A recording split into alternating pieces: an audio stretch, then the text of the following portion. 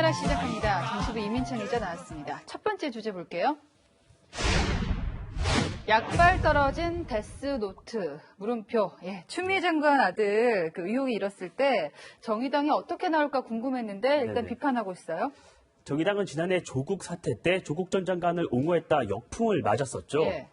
하지만 이번 추미애 장관 아들의 의혹을 대하는 태도는 달라졌습니다.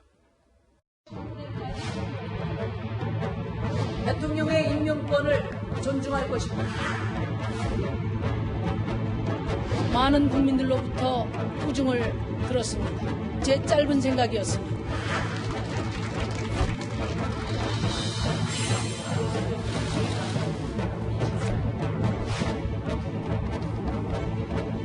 민주당이 책임지고 더 과감하게 문제를 해결해야 됩니다. 자녀 군대 유학 문제에 대해서는 민주당 역시 기득권 아니냐.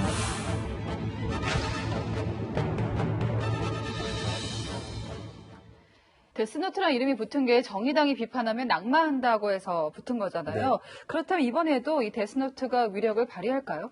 20대 국회에선 민주당이 과반 의석을 차지하지 못해 정의당의 도움이 필요했었죠. 그러다 보니 정의당의 비판에 민주당이 반응을 보였었는데요.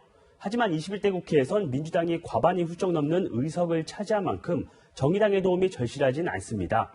당연히 정의당 비판이 과거만큼 위력을 발휘하지 못하겠죠.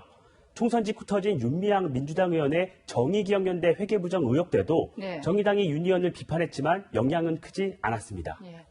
다음 주 국회 대정부질문에서 추미애 장관이 의혹에 대해서 일단 입장을 밝히잖아요. 그때 정의당의 데스노트가 과연 통할까 지켜보겠습니다. 다음 주제 보겠습니다. 호부 견자, 아버지는 호랑이에 아들은 개에 비유한 사자성어죠. 네, 맞습니다. 훌륭한 아버지에 비해 아들이 그렇지 못할 때 쓰는 사자성어인데요. 독립운동을 했던 안중근 의사와 달리 친일 행적을 보인 아들 안준생을 비교할 때 쓰이곤 했습니다. 10억 원 상당의 서울 강동구 아파트 분양권을 신고하지 않아 축소 신고 의혹을 받고 있는 김홍걸 민주당 의원에 대해 정의당은 이렇게 비판했습니다.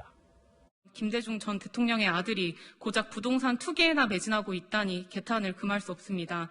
그야말로 호부 견자가 아니고 무엇이란 말입니까? 지금 정의당이 김대중 전 대통령 아들한테까지도 이제 비판을 하고 있는 건데, 자, 사실은 재산 축소 의혹 말고도 다른 게 또 있잖아요. 김 의원은 국회 외교통일위원회 소속이죠. 1억 4천여만 원 상당의 남북경협 관련 주식을 보유해 이해충돌 논란도 빚었습니다. 다주택을 처분한다며 강남 아파트를 팔겠다고 해놓고는 20대 차납에게 증여한 사실이 뒤늦게 알려졌죠. 증여세 탈루 의혹 같은 여러 논란이 일기도 했습니다. 정작 당사자이기도 한 민주당 지도부는 조용한데요. 네, 그렇습니다. 총선 직후 더불어시민당에서 제명됐던 양정숙 의원 기억하실 텐데요. 4년 전보다 재산이 43억 원 증가하면서 부동산 실명제법 위반 의혹, 증여세 탈루 의혹 등이 제기되자 제명까지 했죠. 하지만 이번에는 별다른 입장을 내지 않고 있습니다. 김 의원이 김대중 전 대통령 아들인 게 영향을 미치고 있는 게 아니냐는 말이 나오고 있습니다. 하지만 민주당 권리당원 게시판엔 이제 그만 내려오시죠.